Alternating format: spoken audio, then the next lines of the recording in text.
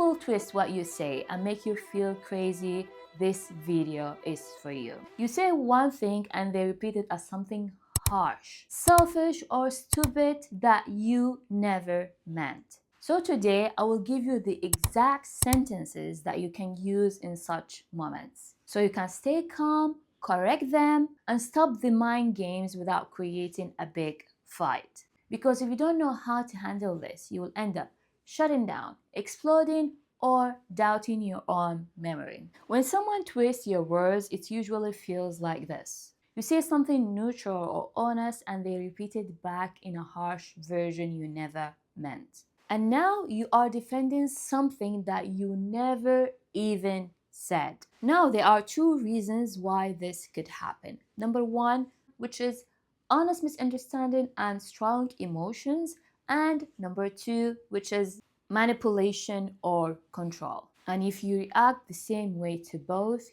you lose. With people who just misunderstood, you get into a big fight over nothing. And with people who are manipulative, you give them more power. So the real skill is learning to stay calm, slow things down, and call out what's happening without pouring gasoline into the fire. Someone who twists your words in a conversation can be one of three. Type 1, confused listener. They heard one piece and filled in the rest. Type 2, defensive listener. They feel attacked and so they twist your words to protect themselves.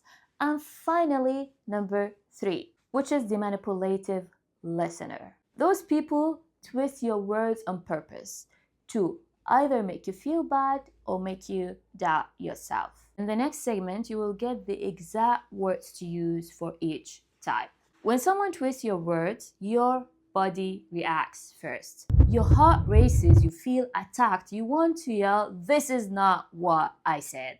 But that is exactly when they have the most power over you. You will end up either over-explaining, you talk in circles trying to prove what you meant, or you attack back and throw in their face how they usually do this. But both usually make them double down and twist your words even more. And so we need a response that is short, calm, and very clear. So step 1, slow the moment down with one sentence. Here are some examples. "Hold on a second, that's not what I meant." Or, "Can I say that again more clearly?" Step number 2, reflect what they heard without sarcasm. And this is how you do it. You say what you think they understood and ask them if you are right. For example, "So you are hearing me say that I don't care about you. Is that right?"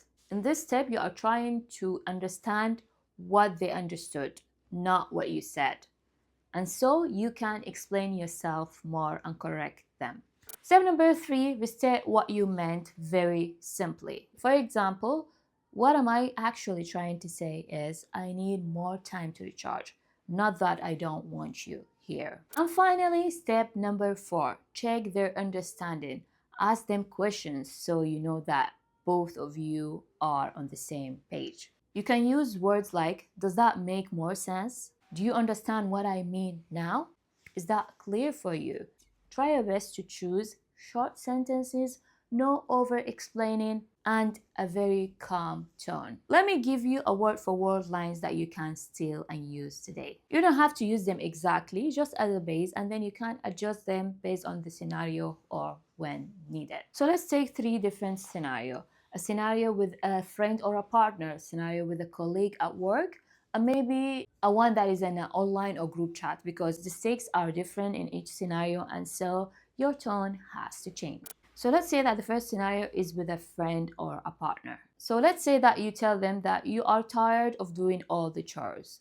And they say something like, "You think that I'm useless?" Then you respond and say, "No, I'm not saying that you are useless. What I'm saying is I feel overwhelmed and I need us to share this more fairly."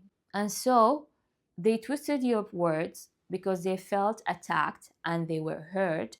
And so you can say something like, "It sounds like what I said hurt you. That's not my goal.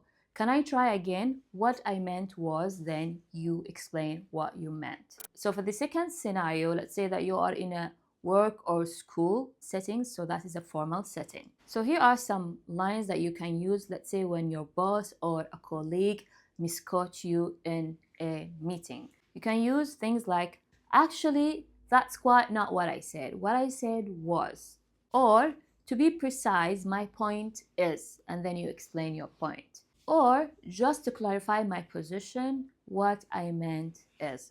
Or also you can use something like, let me restate my point so there is no confusion. So the third scenario is in online group chat. Let's say one of the comments twisted your words publicly. You can use lines like, that is not what I said.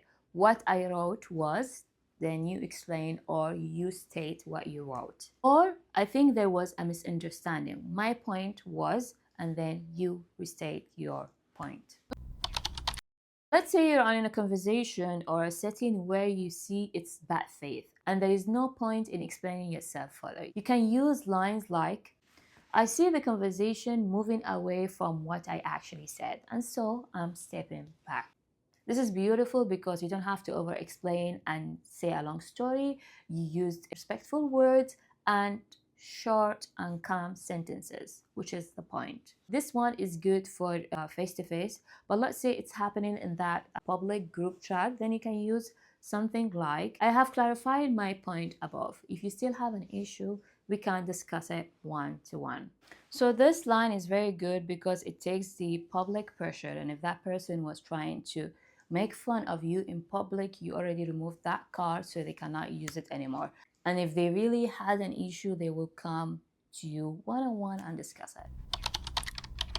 Sometimes twisting your words is not an accident, it's a pattern. They always make you the bad girl. Remember your words in the worst possible way and say you are overreacting when you are trying to correct them. And so here, your job is not to win the argument, but to protect your sanity. Over time, constantly twisting your words can make you doubt your own memory. Stop speaking up, feel small and confused. And that is not just a bad habit, that is a big red flag. And here's the way you can handle that. Step number one, I want you to name the pattern. I noticed that when I share how I feel, my words are turned into something harsh that I didn't say. And when that happens, it makes it really hard for me to open up to you. The beautiful thing we do here is we use assertive communication. In assertive communication, first of all, we use I statement because when you use you, the other person feel attacked. So you use I. Number two, you explain how you feel. When this happened, I feel this way. Doing this make it impossible for someone who is not manipulative to escalate further. So only manipulators will take it further. Step number two, I want you to state your boundary. You can say things like, I'm happy to talk about this, but only if we stick to what I actually said, not a worse version. And if they keep twisting your words in that conversation, you can use this boundary statement. If my words keep getting twisted, I'm going to pause this conversation. By the way, if you are learning how to set boundaries and you need help for what to exactly say in different situations, I have created the boundary vault for you, which contains 50 plus boundary statements for different life scenarios. Example, family, friends, workplace, money boundaries, personal boundaries, etc. You can check the link for it in the description. Step number three, follow through calmly. You can use lines like, this is not going anywhere helpful. Let's take a break and we can resume later. If it still keeps happening, you can use this boundary statement. I have already explained what I meant. If you keep saying that I meant something else, I'm going to step away from this conversation. Step number four, which is for repeated manipulators. If every conversation ends in your words being twisted and you being blamed, then consider limiting what you share with them. You can also keep important conversations in writing, especially when it's a formal setting. You can get in outside support like a friend, A mentor or a therapist can be very useful, especially when you start doubting your own memory. And the truth is, you don't need their agreement to know what you meant. Always remember this: when someone twists your words, your power is in how you respond. You can pause, reflect, and calmly restate what you meant, and set a boundary if it keeps happening. Remember, you are not crazy, you are not sensitive, and definitely you are allowed to protect how your words are used. If you found this video helpful, consider subscribing to this channel. I post a video every week. And remember, if a relationship costs you your peace, that is too expensive. Stop overpaying and choose yourself, always starting today. See you in the next video.